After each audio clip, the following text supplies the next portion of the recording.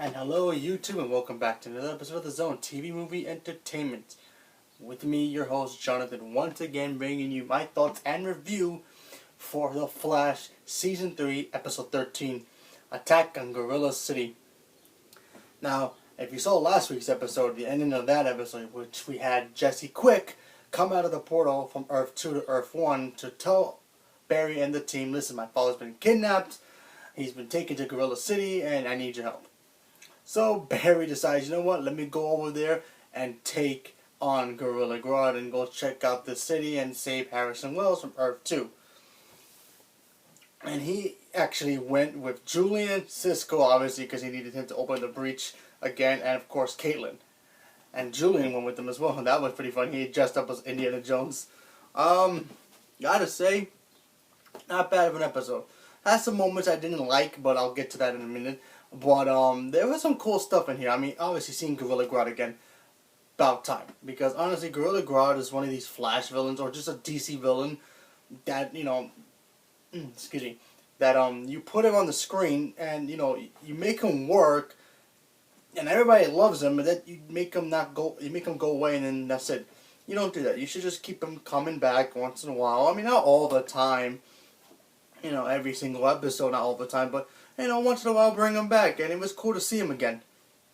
But in this situation, Gorilla Grodd, he had some issues of his own, because if you remember what happened to him in Earth Season 2, I forgot what episode it was, where he got transported into Earth 2, Season 2, Earth 2, we find out what happened to him after the ending where he wakes up and he's in that Earth and he sees Gorilla City. He's become basically the slave, if you will, to the other gorillas who are a lot smarter and stronger to him, especially the main gorilla whose name is Salivar, I believe. Yeah, he's all gray. He's pretty cool looking. Yeah, basically he's the leader and he makes Grodd his, you know, his bee. So Grodd decides to use his telepathic powers to ask Barry, listen man, help me take this guy out. I can get these guys to listen to me. If you take out the leader, you get rid of him, the other apes will follow me, and I won't attack Earth 1. Because Salivar supposedly wants to attack Earth 1, and Gorilla Grodd's like, listen man, I just want to be in peace. Earth 1 is my home, you know, I was born there, I want to keep it safe. I want to keep peace between apes and humans. You know, so basically he was acting like Caesar from Planet of the Apes. So Barry decides, you know what, let me help you out. And then you get to see a big gorilla fight because the team gets locked up in Gorilla City. So Barry has to fight Salivar inside, like, this gladiators type arena that they have. And you see all the gorillas there. And I gotta say, it's a cool looking fight. Cool fight. But, you know, there were some negatives here.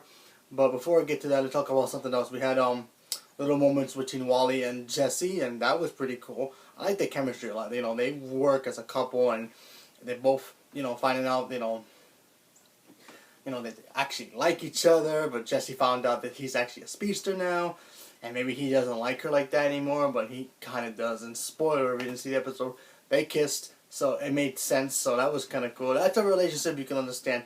You know, it's not like when Iris just keeps complaining about certain stupid little things, but tonight's episode with Iris is perfect because she didn't talk at all. A couple of things here and there, man, that's it. She wasn't in this episode as much, and good, because she's still driving me nuts. Anyway, only on certain episodes she drives me nuts. But this episode does have problems. I give it that. Some of the CG in this episode was just, like, very weird. Like, the whole gorilla scene with the gorilla army standing inside the Gladiator Dome, or whatever you want to call it, the stadium. Yeah, that was some bad CGI, I have to admit. Even some of the faraway shots, when you see Salivar versus the Flash, that was some bad CGI too. I'm like, okay, I get you guys are CW and you guys have low budgets, but come on. It looks like the CG came from the 90s. The technology came from the 90s. It really was kind of poor. It was just very weird, you know? Even last night's Legends had better CG than this, and I'll get to that when I do my review for that one. But, yeah, that was kind of bad. But what can you say?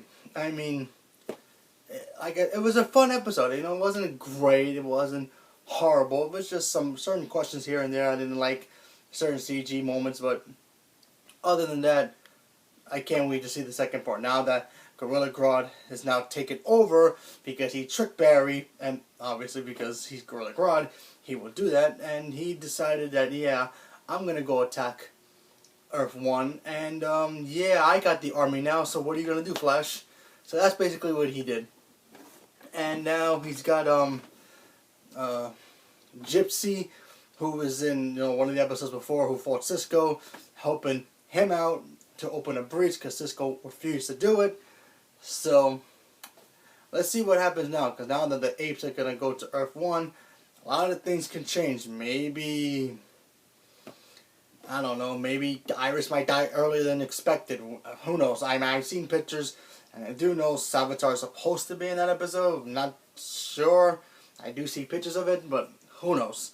But let's see what happens. So leave a comment below. Let me know what you guys thought about The Flash, and stay tuned for more. And stay tuned because I'm going to do my review for Legends next. So thank you and have a good day.